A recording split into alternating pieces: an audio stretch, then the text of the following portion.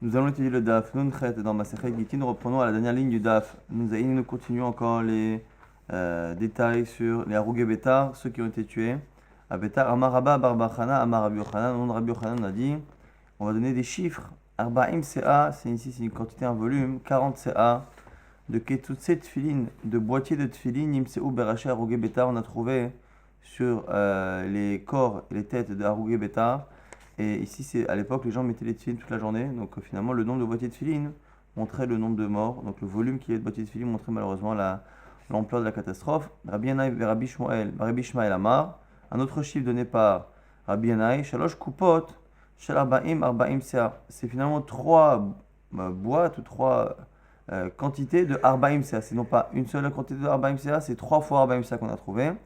Le Matineta Tana et dans la Braïta, on a dit Arba'im Kupot. Shel Shalosh, Shalosh In, c'est l'inverse. C'est 40 boîtes dans lesquelles on a trouvé à chaque fois 3 Se'im de Tfilin, ce qui revient au même, 3 fois 40 ou 40 fois 3. Mais en tout cas, on a quoi qu'il a une marloquette apparemment. C'est le premier qui a dit 40. Et les deuxièmes qui ont dit 40 fois 3 ou 3 fois 40. Alors combien de quantités de Tfilin? Velo pligé, Haderecha. Et Hadedara, nous dit la Gemara, c'est pas pareil. Des fois, on parlait des boîtiers des tefilines de la tête, des Recha, et l'autre des Dara, du 0A, du bras. Et à l'époque, nous dit les commentaires, le boîtier des tefilines de la tête était plus volumineux que ceux des bras, donc apparemment 3 fois, puisque on avait un volume x 3. Et c'est la raison pour laquelle on n'avait pas la même quantité, mais finalement, c'était plus ou moins 40 CA, 40 CIN de boîtiers de tefilines qu'on a trouvé. Encore une fois, il faut toujours se demander quelles sont l'importance de ces détails. 40 x 3, 3 x 40. C'est encore les chiffres de la Gemara. Marabiasi, Arba'a Kabin, pareil encore une fois, toujours le chiffre, on a marqué le chiffre 4, 40 ou 400. Le multiple 4 est souvent dans ce genre d'histoire. Mohar, 44 cabines de Mohar, de cervelle, d'enfant. Nimtseu, al even achat, sur un seul rocher, où on dit qu'il brisait le crâne des enfants. Oula Amar, Tisha Kabin. Là, il dit que c'est 9 cabines, non pas 4 mais 9. Amarav Kana veitema Shilabar Mari. Et ici, c'est Rav Kana, où il y en a qui disent que c'est Shilabar Mari qui cite un verset. Maïkra'a, Bat Bavel Asheduda, Ashrei Sheisha Lemlach, là-bas dans le pasuk dans Tehillim. Ashrei Sheyohez, Venipetz et Olalaïch el Asala. Heureusement, on parle ici du Ram Israël. Sheyohez, qu'on a pris ses enfants, Venipetz et Olalaïch, et qu'on a écraser ses enfants, elle a salar sur le rocher, sur la roche.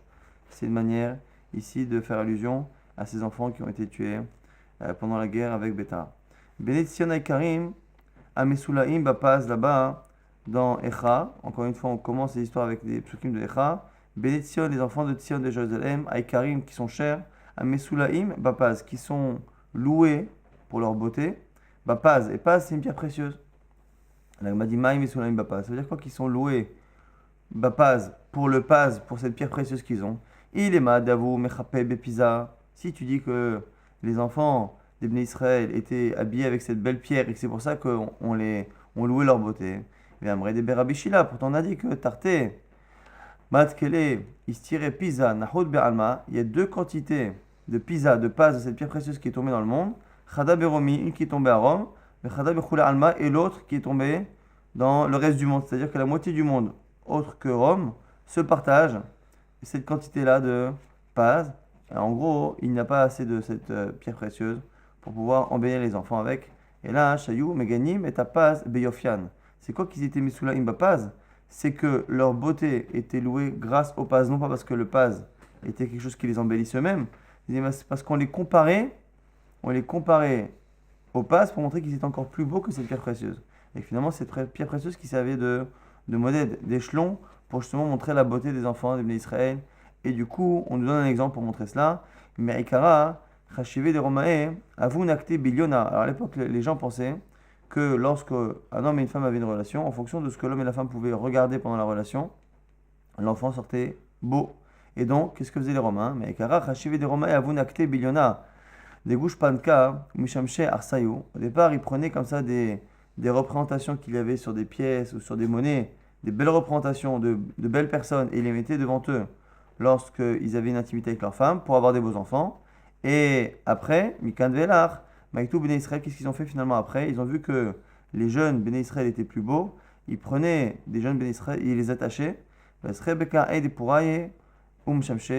ils les regardaient pendant qu'ils avaient leur relation. C'était pour montrer encore une fois la beauté. Béné Tsiona et Karim, Amisulaim, Bapaz, qui sont plus beaux que le Paz. Non pas que c'est le Paz qui les rend beaux, mais qu'ils sont comparés au Paz. Ils sont plus beaux que le Paz. Et c'est l'exemple qu'on a donné. Amarle, Chad de Chavre. Ici, on a l'histoire justement de ces enfants qui sont attachés et qui servent justement de modèle pour la beauté des enfants romains. Et les deux enfants se parlent. Et il y en a qui dit Ha echak tiva, ce qui nous arrive. Ha echak tiva, où c'est marqué dans la Torah qu'on allait subir quelque chose comme ça, d'être attaché et de subir ce genre de supplice. Amalé lui a répondu ne t'étonne pas que ce soit pas marqué. C'est marqué dans Dvarim Gam kol choli vechol maka shalokatu basefer haTorah zot ya'alem Hashem melech halakol. Lorsque Kadosh Baruch Hu nous dit tout ce qui pourrait arriver en Israël si le Israël n'écoute pas les mitzvot, c'est aussi marqué que c'est prévu que même ce qui n'est pas marqué pour arriver. Gam kol choli, même tous les maladies, vechol maka et tous les coups. Shalokatu basefer haTorah zot qui n'est pas écrit dans ce sefer Torah, ya'alem Hashem pourra les apporter. Donc c'est marqué déjà dans la Torah qu'il pourrait y avoir des choses qui ne sont pas écrites. Amar, kamam marhikina, midurta pelan, comme ils étudiaient les deux, il lui a dit alors il me reste combien de temps avant d'étudier cette paracha dans mon étude? Amalé lui a répondu Ingad, Pusta ou Palga, il te reste un dafemi, une page et demie sur le Sefer Torah. Amalé lui a dit Imata il gabe, lo isarichalach, si j'en étais arrivé là, j'aurais pas eu besoin de te demander. Donc on voit que ces enfants-là continuent d'étudier la Torah alors qu'ils étaient dans des situations assez compliquées. Amar Rav Yehuda Amar Shmuel Mishum Rabban Shimon ben Gamliel, on dit au nom de Rashbag. Ma'yirtiv Aini Olela Lenafshi Mikol Benot Eri. Là-bas on parle dans Echa encore une fois. Aini Olela Lenafshi Mikol Benot Eri, mon œil est triste pour mon âme. Mikol Benot Eri, de toutes les filles de ma ville. Ça fait allusion à quoi? Arba Meot Bateknisiot Ayu Bichar Betar. Il y avait 400 synagogues à Betar. Encore une fois le chiffre 400. Becholachat Vachat Ayuba Arba Meot Melamdei Tinekot. Dans chacune des 400 synagogues, il y avait 400 professeurs pour les enfants du Talmud Torah. Et chacun de ces professeurs avait 400 élèves. Donc si on regarde finalement le nombre d'élèves, ça fait 400 puissance 3. Ukshaya Oyev Nichnas Lesham Ayu Dokrim Otam Bechut Rehen. Lorsque l'ennemi est rentré dans ces bâtiments midrashot, ils ont fait du bruit avec leur bâton, leur stylo, les enfants. Ukshegava Oyev Lechadum Krachum Besifrehem Vitzitum Baesh. Et nous raconte ici la Gemara que lorsqu'ils les ont attrapés, ils les ont attachés à leur livre. Ils ont attaché les enfants à leur livre et ils les ont brûlés ensemble. Tanora Banan une Braïta. Rabbi Yoshua ben Chanania Shalach Likrach Gadol Sheberomi. Rabbi Yoshua ben Chanania est parti un jour dans une grande ville à Rome, dans l'Empire romain. Amroulo, ils lui ont dit Tinok Echad Yesh Bevet Asurim Yafa'enaim Vetov Roi Ukvotsotav Sidurot Lot Altalim. Il y a un enfant en prison qui a fait un qui a de beaux yeux, Vetov Roi qui est beau d'apparence, Ukvotsotav Sidurot Lot Altalim et qui a de belles boucles de ses cheveux qui tombent sur lui. Alors intéressant que cette description on l'avait vue pour le Nazir, le fameux Nazir Tzadik qui avait fait une Nézirut sur laquelle on a dit que c'est ça, Nazir Lachem. Il est intéressant que cette description n'est peut-être pas qu'une description de beauté physique, puisqu'on voit que Rabbi Yoshua ben Chania va s'intéresser à cet enfant, et comme s'il se doutait que cet enfant allait avoir une chokhma, une sagesse particulière. Alach vers Amad al-Petar bet Asurim, il est parti devant la porte de la prison.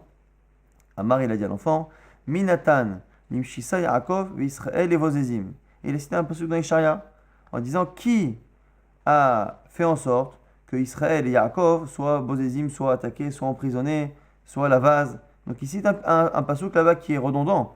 Yazalim Shisa Yaakov, qui a mis Yaakov dans cette situation de Meshissa, Israël et Bozezim, et Israël en étant Bozezim, donc ils ont été prisonniers. Donc c'est le même passouk, mais il fallait du coup connaître le passouk. Hanot Otinok Ve'amar. L'enfant connaissait le verset de Ishaïa et a répondu avec la suite du verset. Il a dit la suite Zo Chatanulo, c'est nous qui avons fauté envers lui. Ve'lavu Vidrachav alors, et on n'a pas accepté d'aller dans ses chemins. Ve'lo Sham'o Betorato, et ils n'ont pas écouté le Israël, sa Torah. Amar, et du coup il a compris qu'il avait affaire à un enfant chacham. Il y en a qui disent qu'au-delà de la connaissance simple du verset, il y avait une chokhma particulière dans la réponse de l'enfant. En tout cas, Amar il a dit à Rabbi Yoshua ben Chanania Muftechani bo shemore hora Israël. Je suis certain que cet enfant sera un grand Talmid Chacham, un grand enseignant du Ham Israël. Ha'avoda, il a juré sur le Beth Amikdash. Chez Enizaz Mikan, que je ne bougerai pas d'ici. Hachevdenu Bechol Mamon, chez Poskim Alav, jusqu'à ce que je donne toute la somme d'argent qu'on me demande. Intéressant qu'ici on peut se demander, on a vu que normalement on n'était pas podim, on ne rachetait pas des prisonniers pour plus que leur valeur. On l'a étudié il y a quelques semaines.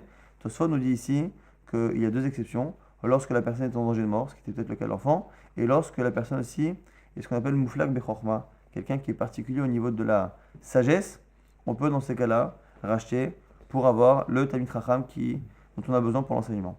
Amrou, et finalement on a raconté là-dessus que l'Ozaz Bijam, effectivement, il a tenu sa promesse, il n'a pas bougé de là-bas, Hachepeda Obeman Arbe, jusqu'à ce qu'il le rachète avec beaucoup d'argent, mais Loayu Yamim Moatim, et il ne s'est pas passé beaucoup de temps, Hachora Rabbi Israël, jusqu'à ce que réellement il enseigne dans l'armée Israël. Ou Manou, c'est qui? Rabbi Ishmael ben Elisha. Rabbi Ishmael ben Elisha, qui est Rabbi Ishmael dans la Gemara, Rabbi Ishmael, le Baal Machloket de Rabbi Akiva. Amar Rabbi Yehuda Amarav, Masé Bivno Bevito chez Rabbi Ishmael ben Elisha. On raconte l'histoire de Rabbi Ishmael ben Elisha. Alors il y a deux Rabbi Ishmael ben Elisha. Il y a celui qu'on a cité précédemment. Il y a son grand-père qui avait le même nom.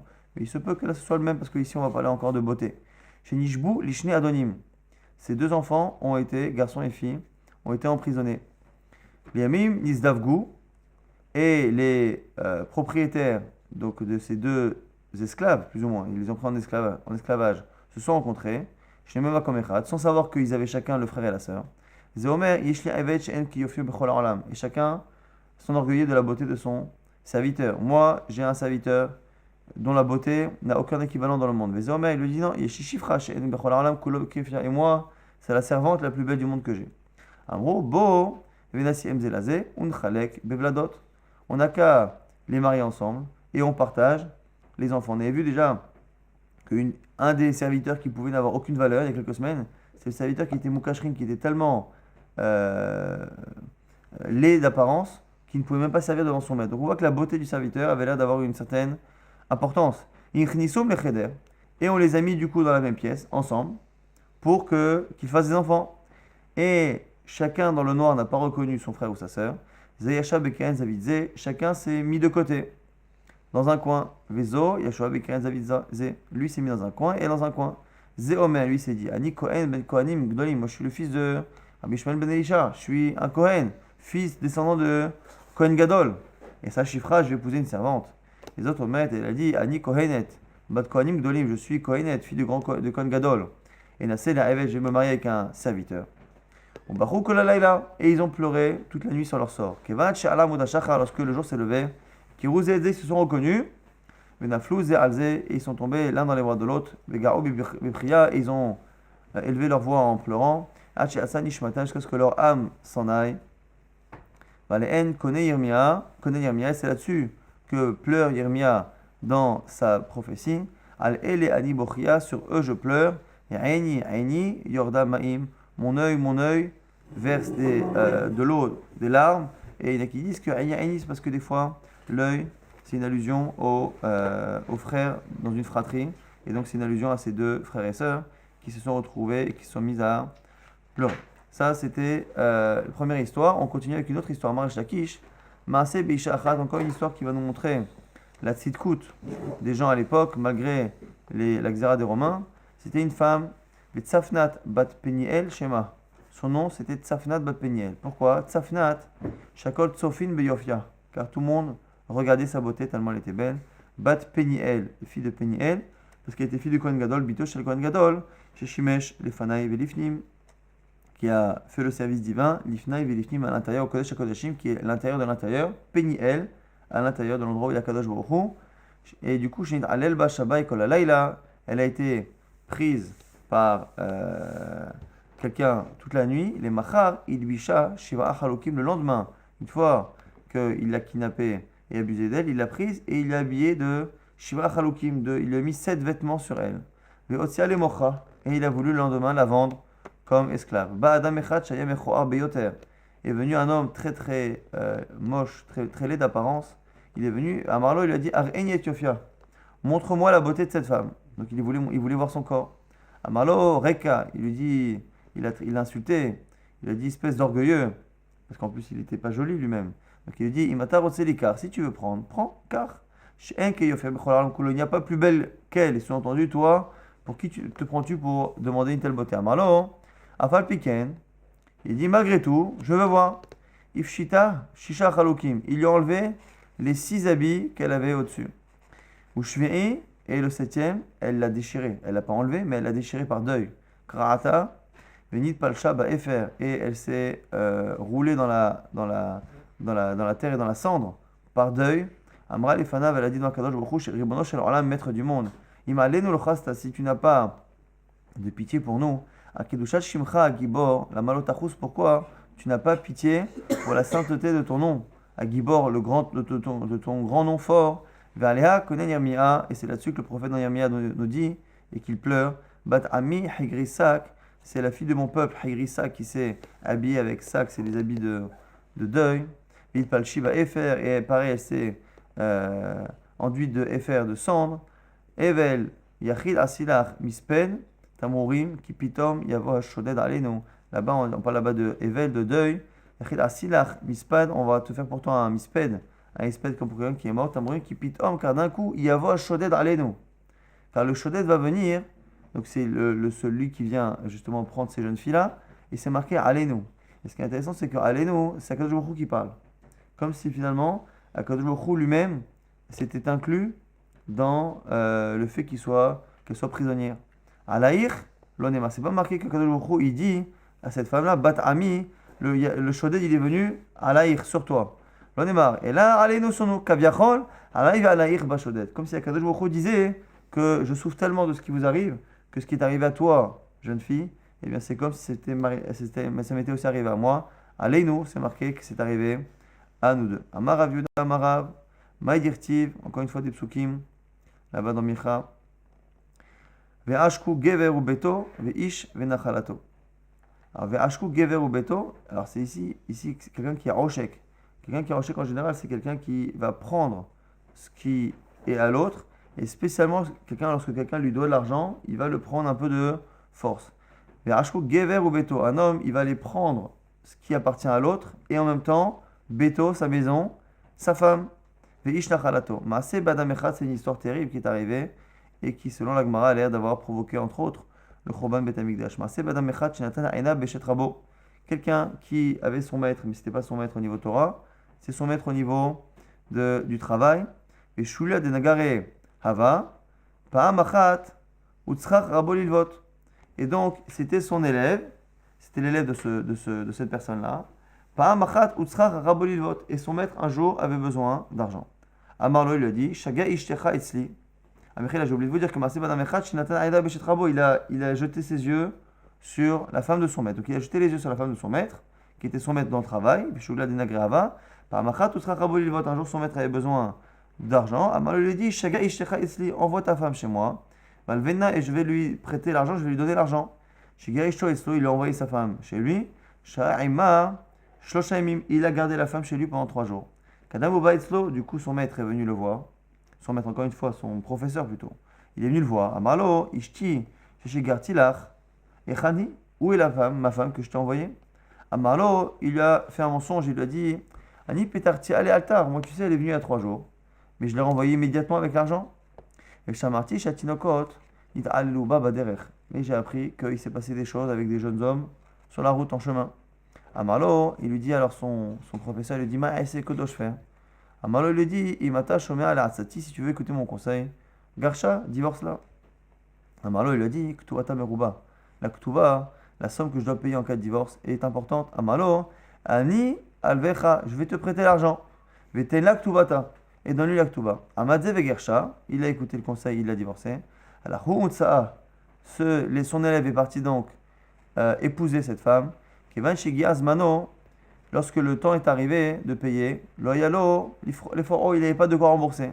Amalo, il lui a dit, viens travailler chez moi pour payer ta dette.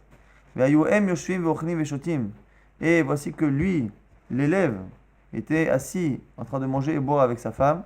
Vehu, et lui, l'ex-mari de la femme. Aya Omed, ou Mashka Alev, c'est lui qui leur servait à boire. Ayud Maot Noshrot Ma'enav, et les larmes coulaient de ses yeux. Venoflot, Vechoseem est tombé dans leur verre. Ve'alota Sha'a, Itratem, Xardin, Ve'amrela. Il y en a qui disent que c'est à ce moment-là que le Xardin, la Xéra a été, pour le Beth Amikdash, a été à ce moment-là fixée. Ve'amrela, il y en a qui disent acheter Petilot Benerechan, le fait qu'il y ait qu'il y ait deux mèches qui ont servi sur une seule bougie, c'est l'allusion au fait que il ait une relation avec elle avant même qu'elle soit divorcée. C'est justement ici une marloquette dans les deux versions. Est-ce que le problème n'est venu que du fait déjà qu'il ait une relation? Est-ce que pendant les 3 jours où il a gardé la femme, avant de lui faire ce mensonge, est-ce qu'ils ont déjà eu une relation? Et à ce moment-là, c'est cela qui a provoqué. Donc c'est ça, je t'ai pilote Ben Echad. Ou selon la première version, il ne s'est rien passé, mais il n'empêche que la ruse et la cruauté de la situation, surtout que normalement, dans ce cas-là, le fait qu'il ne puisse pas rembourser ne l'oblige pas à devenir esclave. Donc il a abusé à la fois de son droit de créancier en le faisant travailler chez lui, et en plus, évidemment, que la situation était doublement cruelle à partir du moment où il avait pris sa femme par ruse et qu'il était en train, par ruse aussi, de le faire travailler, de les faire servir. On revient maintenant sur Nalcha qu'on avait vu dans la Mishnah, au sujet de celui qui a perdu son terrain. Un goy est venu et a voulu le tuer, et pour sauver sa vie, le juif a laissé son terrain. Et on a eu plusieurs halakhot par rapport à cela, et entre autres on a dit que la karmina sikarikon, celui qui a du coup acheté de ce sikarikon. Sikarikon, c'est le goy qui a pris de force. Et on dit que dans certains cas, on estime que la personne qui a laissé au sikarikon n'a pas réellement voulu le lui donner, donc n'a pas complètement abandonné l'idée de récupérer son terrain. Et donc le sikarikon ne l'a pas acquis réellement. Et donc si quelqu'un l'achète de ce goy, ça ne marche pas. La karmina sikarikon vechazav et la karmi balabait mikro batel. Celui qui s'arrange avec le sikarikon et qui après va s'arranger avec le propriétaire d'origine, ça ne marche pas. Pourquoi? Parce que on sait que dans ce cas-là, le propriétaire d'origine s'est senti obligé d'accepter les conditions parce qu'il savait que tout était déjà plié et qu'il ne pensait pas la récupérer. Amarav, loshanu elade amarlo, lech hazek ukni. Il dit attention, quand est-ce qu'on dit que le fait s'est arrangé après? On avait dit si on s'arrange d'abord avec le propriétaire et qu'après le propriétaire perd son terrain dans les mains d'un goy et qu'on s'arrange avec le sikarikon, ça marche. Si par contre c'est le sikarikon d'abord qui l'a pris, qu'on s'arrange avec lui, qu'on va voir après le propriétaire, ça ne marche pas. La Gemara dit attention, c'est dans le cas où la personne qui a le propriétaire, quand il s'est arrangé finalement avec le nouvel acheteur, lui a dit écoute voilà, ok j'accepte, va, prends mon terrain, l'ech hazek ukne. Mais s'il a fait quelque chose qui n'était pas obligatoire et qui a montré que maintenant il voulait vraiment vendre, donc imaginez que la personne, le nouvel acheteur arrive, donne une certaine somme au sikarikon, et après il va voir le vrai propriétaire, il dit écoute je sais que c'était ton terrain avant, je veux pas du tout que tu sois lésé, dis-moi si tu acceptes je te donne des milliers d'euros et à ce moment-là tu es tranquille. Si il accepte et qu'il dit va prendre mon champ, c'est là qu'on dit que ça ne suffit pas. Pourquoi? Parce qu'on sait très bien qu'il n'a pas le choix après de dire ça. Si par contre il a fait un geste qui montre qu'il veut vraiment le vendre, Aval Beshtar, il a écrit un document par exemple, il n'était pas obligé de dire un document, il aurait pu dire voilà écoute, prends mon terrain et voilà. Puisqu'il a fait Beshtar, Kana. Donc selon Rav, le simple fait qu'il ait écrit un document au lieu de dire va le prendre, c'est déjà une preuve que cette fois-là il est vraiment d'accord. Shmuel dit c'est pas suffisant. Amar, Beshtar Damilo Kana, un document c'est pas suffisant. Il faut qu'il écrive à Hariyot. Hariyot c'est la responsabilité. C'est que lorsque on vend un terrain, on sait très bien que si j'ai un créancier, moi je vends un terrain, si j'ai une dette qui est antérieure, la personne qui n'arrive pas à prendre mon argent pourra aller prendre le terrain que j'ai vendu. Et donc quand moi je vends un terrain, je peux vendre un terrain en disant à la personne voilà, je te vends ce terrain, mais comme tu as un risque qu'on te le reprenne, moi je m'engage à te rembourser si on te le prend. Donc si un jour un de mes créanciers vient te prendre ce terrain, je te paye à Hariyot. Ça c'est pas obligatoire. C'est un engagement qui n'est pas obligatoire. Et si il l'a fait, selon Shmuel, c'est une preuve que cette fois-là, il est vraiment d'accord. Tania qui va t'aider Shmuel, il y a une braïta qui a l'air de dire comme Shmuel. Rabbi Shimon ben Elazar Omer, la kach minaïcha, on a vu qu'il y avait le même cas avec quelqu'un qui vient acheter un terrain qui appartient à une femme, mais qui étant mariée, cette femme-là a un terrain qui est géré par son mari. La kach minaïcha vechadav la kach minaïsh mikro kayam, celui qui s'arrange avec la femme pour acheter son terrain et qui après s'arrange avec le mari, ça marche. Minaïsh vechadav la kach minaïcha, s'il s'arrange avec l'homme et qu'après il va s'arranger avec la femme, ça marche pas. Mikro batel, c'est un peu la même chose. La femme elle se dit, mais c'est déjà réglé.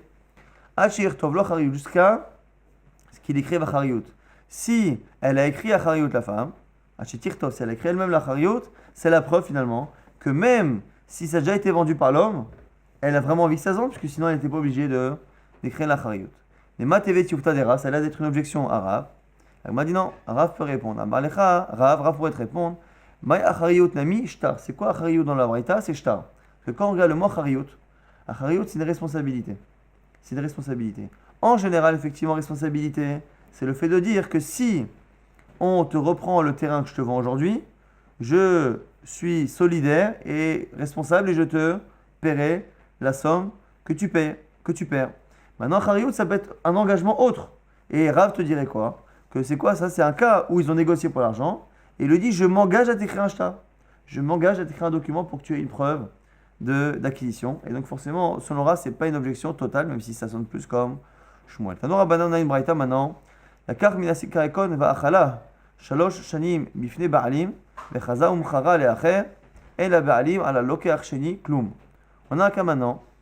On a un sikarikon qui a pris de force à un juif. Va'achala. Et le sikarikon est resté sur le terrain pendant 3 ans. Shalosh shanim bifne ba'alim devant les propriétaires d'origine qui n'ont rien fait. Et 3 ans, c'est une chazaka. Et si pendant 3 ans, personne n'a protesté alors qu'il pouvait récupérer le terrain, c'est un signe tout de même que la personne accepte. Au bout de 3 ans, le sikarikon l'a vendu à un juif. Et la ba'alim aloker sheni klum.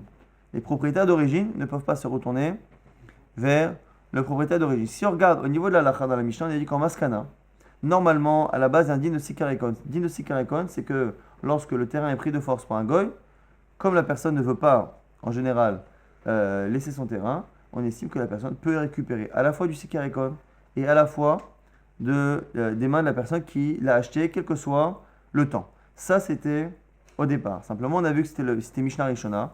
Mais à la fin, le Bedin Shel Acharei m'a fait une takana. Pourquoi? Puisque les gens savaient qu'en achetant un sikarikon à un goy, un terrain en Israël, ils savaient qu'ils pouvaient le perdre, quel que soit le nombre d'années. Les gens n'achetaient plus les terrains qui avaient été volés. Et du coup, on se retrouvait à avoir des terrains qui appartenaient à des non-juifs en Eretz Israël. Et donc, ils ont fait une takana que finalement, si le terrain reste reste 1 an dans les mains du sikarikon, au bout d'un an, celui qui rachète du sikarikon l'a acheté, simplement il devra donner un quart de la valeur au propriétaire d'origine, en sachant que c'est un quart parce qu'en général, lorsque le voleur vend son terrain, il le vend un peu moins cher. En général, un quart de moins que sa valeur, et c'est la raison pour laquelle on lui demande de reverser un quart, le quart sur lequel il est gagnant. Mais en tout cas, ici, on nous dit quoi? On nous dit que si c'est passé 3 ans de chazaka, et que c'est racheté par quelqu'un, le propriétaire d'origine ne peut rien faire. Alors la Gemara s'étonne. Pourquoi? Parce que la Gemara a dit, quel est l'argument du nouvel acheteur? Si le nouvel acheteur vient argumenter que finalement ça a été acheté Kadad et Kadin, à ce moment-là, ça devrait marcher quoi qu'il arrive. Et si il ne dit rien, ça ne devrait pas marcher. La Gemara dit, Echidame, quel est le cas? Ide Kata'in Ve'amar, Minar Zavna. Si c'est un cas où le nouvel acheteur dit, attends, toi, tu l'as vendu, tu l'as donné à ce sikarikon, et moi, je l'ai acheté, et du coup, il est à moi. Afilo Rishon Ami. Dans ces cas-là, même le Lokach Rishon, même le premier acheteur, pourrait le dire. Donc, ici, on a, et l'Egmar nous dit, et s'il ne dit pas ça, s'il ne dit pas que il a déjà vendu, Afilo Sheni Namilo. L'Egmar dit, même si le deuxième vient, ça ne marche pas. Parce qu'on reprend le cas. On a dit, la Kamina Sikarikon va achala. On a quelqu'un qui a racheté une première fois au sikarikon, il y a eu 2 acheteurs. Le sikarikon l'a pris de force. La personne a acheté au sikarikon. Donc c'est un juif qui est resté pendant 3 ans après le sikarikon. Et après être resté 3 ans ce juif, il a revendu à un autre. Donc finalement, on a 2 juifs qui l'ont acheté après le sikarikon. Un qui l'a acheté du sikarikon, un qui l'a acheté du juif. Et du coup, ici, on nous dit que c'est le deuxième qui vient et qui ne peut pas être enlevé de ce terrain. Et l'Agma dit, je ne comprends pas. Si il a vendu le sikarikon au premier, que la vente était bonne, à ce moment-là, que ce soit le premier ou le deuxième, n'importe qui ne peut pas être bougeable. S'il n'a pas d'argument et qu'il est sur ce terrain sans argument, eh bien, que ce soit le premier ou le deuxième, ça ne change pas. Pourquoi? La question de l'Agma, si on la reformule, pourquoi dans cette braïta-là, le fait que le premier propriétaire ne puisse rien faire a l'air d'être dépendant du fait qu'il y a un deuxième acheteur. Alors que finalement, si le premier achat entre le sikarikon et le premier acheteur est bon, ça devrait marcher, même pour lui-même. Et s'il n'est pas bon, le fait qu'il y ait un achat derrière, ça ne devrait rien faire. Si la première vente est bonne, ça devrait être bon pour le premier et pour le deuxième. Si la première n'est pas bonne, ça devrait ne pas être bon pour le deuxième. Pourquoi on dit que c'est un cas compliqué comme ça où il y a un deuxième acheteur et que c'est le deuxième acheteur qui ne peut pas être bougé? Amar Rav Sheshet, Rav nous dit le olam de lo kata inle. C'est parce qu'en fait le deuxième acheteur n'argumente pas, il ne dit rien. Ou que ganze to'anim le yoresh ve to'anim le lokeach. Ici, c'est un cas particulier où le deuxième acheteur est soit un acheteur, soit un héritier. Donc on a finalement le Sikarikon qui a pris le terrain aux Juifs de force. Après, il l'a vendu à quelqu'un. La personne qui l'a acheté en premier est restée 3 ans dessus. Et au bout de ces 3 ans, soit il est mort et il a laissé ça en héritage à ses enfants, soit il l'a vendu. L'enfant qui hérite de cela, ou l'acheteur qui hérite, ne sait pas du tout ce qui s'est passé avant. Il ne sait pas ce qui s'est passé. Et c'est ça le chidouche. C'est qu'on dit que To'anim le Yoresh et To'anim le Lokeach. Nous, le Beddin, on est To'en et on argumente ce que le premier acheteur aurait pu faire. Le premier acheteur qui a acheté aurait pu dire, attends, mais moi, je l'ai acheté très bien, je suis resté 3 ans dessus. Puisque l'héritier ou l'acheteur ne peut pas le faire, on lui donne l'argument, nous le Beddin, on propose l'argument qu'il aurait pu dire s'il était au courant. Comme il n'est pas au courant des affaires du premier acheteur ou de son père, on est To'en à sa place, et c'est ça le chidouche, et c'est pour ça qu'on parle d'un loker sheni. Veidach. Par contre, si c'était un cas où il y avait un seul acheteur, ita'in in, ilota'in lo. S'il argumente oui, sinon, non, c'est que nous, on n'argumente pas pour lui. Et c'est ça le chidouche de cette histoire. Lorsqu'il y a un Sikarikon qui a pris le terrain, qui l'a vendu à quelqu'un, celui qui l'a acheté, si il connaît les détails, il dit voilà, le Sikarikon te l'a pris, et moi je l'ai acheté, je suis resté 3 ans, à ce moment-là, on ne peut pas le bouger. Si il n'a rien à argumenter, il ne sait pas Birklal ce qui s'est passé avant, à ce moment-là, on le sort du terrain. Si par contre, entre-temps, il l'a vendu à un deuxième, là effectivement, le deuxième a plus de force que lui. Pourquoi? Parce que le deuxième, même s'il ne sait rien, donc il est héritier ou il est acheteur, il ne sait pas ce qui s'est passé précédemment, nous, le Beddin, on lui donne le meilleur argument. Puisque si c'était le premier acheteur, le meilleur argument du premier acheteur aurait été de dire voilà, je l'ai acheté comme il faut et j'ai fait Chazaka, on dira la même chose pour lui. C'est le principe de Ta'anin que le Beddin est To'en pour ceux qui n'ont pas la possibilité de connaître les détails. Une nouvelle situation. Tanor Abanan, Haba Mechamatrov, celui qui a perdu son terrain parce qu'il devait de l'argent à un non-juif et le non-juif est venu lui prendre le terrain. Ou Mechamat Atparut, ou un cas où vraiment le goy est venu, il a volé le terrain. Jusqu'à présent, Sikarikon, c'est un goy qui veut tuer le juif et le juif pour se sauver lui donne son terrain. Donc il lui donne plus ou moins. Il lui donne, et la question c'est est-ce qu'il lui donne de manière totale ou pas, mais il lui donne tout de même. Là ici, Atparut, c'est quelqu'un qui est venu et qui a squatté ou qui a spolié son terrain sans lui demander son avis.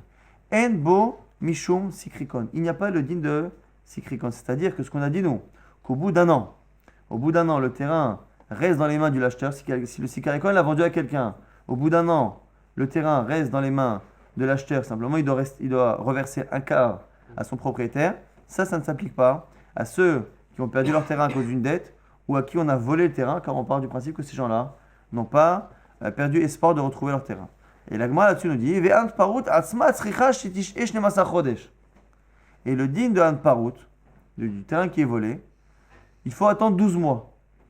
À la Gemara s'étonne. Il dit Amart, en ba mishon sikrikon. Attends, je comprends pas. Tu m'as dit que lorsque le terrain est volé, on peut le récupérer sans limite. Donc il n'y a pas de date moins de 12 mois, plus de 12 mois. Et après tu me dis, tu sais, Antparut ça dépend de 12 mois. Ça ne peut pas dépendre de 12 mois parce que tu m'as dit qu'il n'y a pas de sikrikon. Ah mais tu as raison, il y a une erreur. Achikama, sikrikon atzma, tsrikash et shnemasa chodesh. C'est qu'on dit que Antparut, un terrain qui est volé, il n'y a pas le din de sikrikon. Il n'y a pas le din justement de sikrikon que au bout d'un certain temps la vente est bonne et qu'on rend un quart. Et on conclut en disant, et tu sais, c'est quoi le din de sikrikon? C'est quand? C'est 12 mois. La date limite c'est 12 mois. Qu'au bout de 12 mois, on applique le din de sikrikon, que le terrain est abandonné et que la personne qui l'achète du sikrikon doit juste reverser un quart. Amar Rav Yosef, Naktinan, Antparut bebavel. Rav Yosef nous dit qu'il n'y a pas de Antparut bebavel. Il n'y a pas de vol, de spoliation comme ça, de terrain en Bavel. La Gemara dit ah bon? Mais qu'est-ce que tu racontes? On voit que ça arrive des gens qui se font voler le terrain par des non-juifs. Et là, Ima Endin Antparut bebavel. Non, il faut dire qu'il n'y a pas d'alacha de Antparut bebavel. Maïta Ama. Pourquoi? Kevan Deika Bedava. C'est quoi le din de Antparut? On a dit autant si Krikon, on imagine qu'au bout de 12 mois la personne abandonne. On dit Antparut, la personne n'abandonne jamais.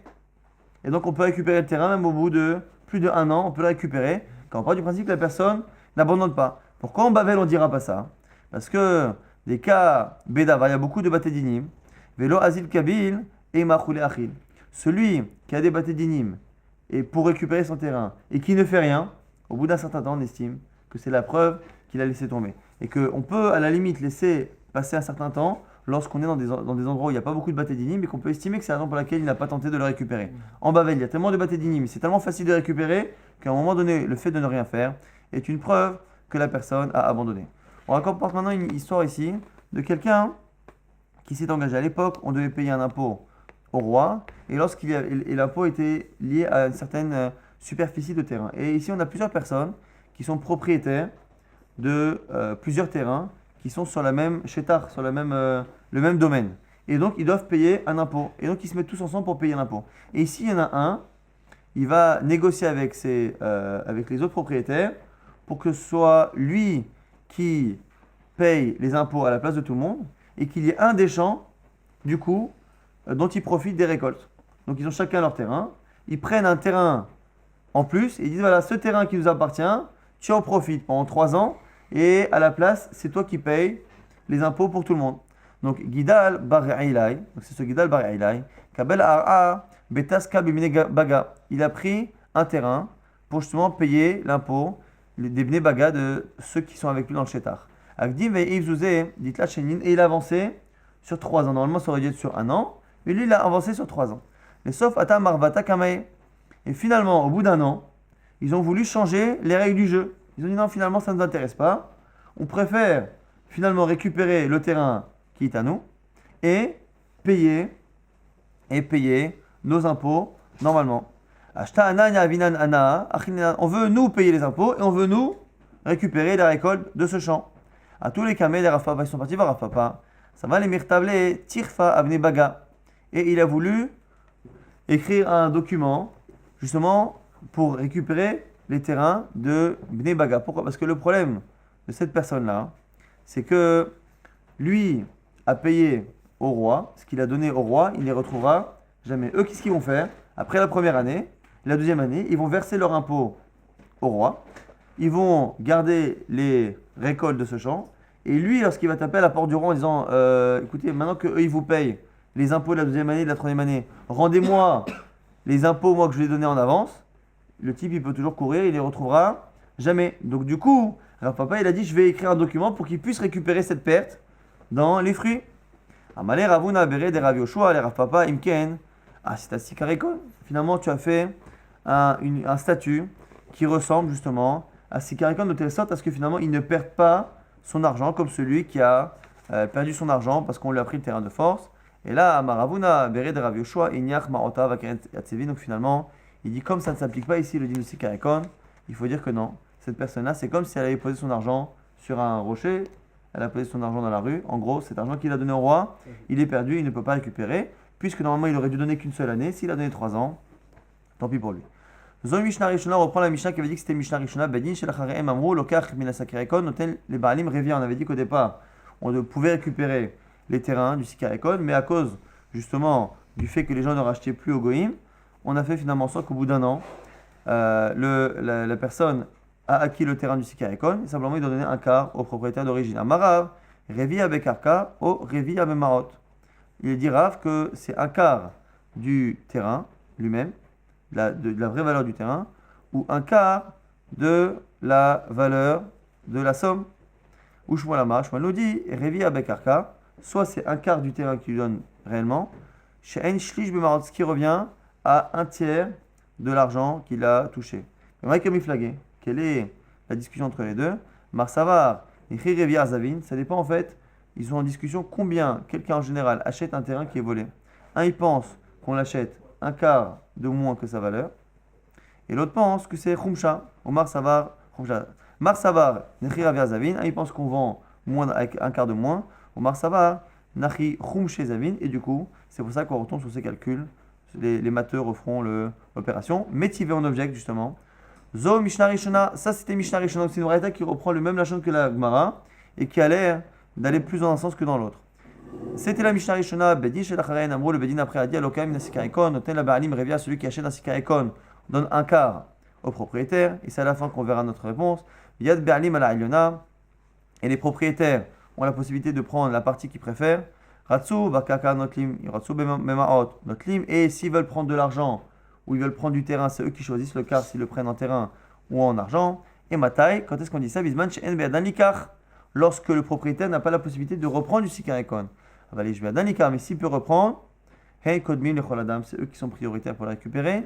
Rabbi Oshi Bedin, Rabbi il a pris un Bedin là-dessus et il les a réunis. Venimnu, ils ont compté chez Im Shata Bifna Sikarekon Shnema Chodesh, que si c'est resté dans la main du Sikarekon pendant 12 mois, Kol Akodem Likar, Zachat, tout celui qui achète est propriétaire. Avan Noten le Baalim Revia Bekarka ou Revia Bemaot, il donnera un quart Bekarka ou un quart Bemaot. Encore une fois, ça a l'air d'être ici comme Rav, que c'est un quart du terrain ou un quart de la somme et non pas un tiers comme avait dit Shmuel Amaravashi. Rashi nous dit Kitanya ha'i lachar sheba'u ma'ot liyado. Et ce que nous dit ici Ravashi, la réponse, c'est que finalement c'est un cas où l'argent a déjà été donné et c'est pour ça que ça n'est pas une objection. Donc finalement on n'a pas d'objection ni pour Rav ni pour Shmuel. Et si on récapitule très rapidement ce qu'on a vu dans le DAF, on avait le premier amoud sur lequel on avait rapporté les détails, encore une fois, sur la catastrophe de Rougueux Bétar, des histoires sur la petite coude des femmes, la petite coude des enfants qui étaient torturés par les Romains à cette époque. Et on avait vu qu'on avait une marloquette entre Rav ou Shmuel sur la personne qui a acheté du Sikarekon et qui après s'arrange avec le propriétaire. Quand est-ce qu'on dit que cet arrangement après n'est pas bon? Soit lorsqu'il a fait une acquisition classique, mais selon Rav, s'il écrit un document, ça veut dire qu'il veut vraiment. Selon Shmuel, il faut absolument qu'il écrit une achariot, c'est-à-dire qu'il soit engagé à rembourser éventuellement si un créancier lui prend le terrain. On a vu à l'instant une marloquette, Rav ou Shmuel, combien revenait la somme justement qu'on devait rembourser si on rend un quart au propriétaire, on redonne un quart du terrain. Si c'est pas en argent, combien c'est en argent? Il y en a qui un quart de la valeur, l'autre qui c'est un tiers, ça dépend encore une fois de la marloquette, combien on achète un terrain en général qui est volé. On voit que le propriétaire Yado, la Ilona, il a la possibilité de choisir argent ou terrain. Et on avait vu également qu'il y a un autre din qui n'existe pas de An Parout. An Parout, c'est le fait que lorsque le terrain est volé, littéralement volé par le non-juif, il n'y a pas de limite. Même après un an, on peut le récupérer. Exception faite dans la région comme Bavel où il y avait tellement de batédim, de tribunaux et de facilité de récupérer, où là on se dit que si la personne n'a pas récupéré pendant quelques mois, quelques années, ça veut dire qu'elle a abandonné et à ce moment-là le terrain appartient à celui qui l'a acheté au Sikarekon.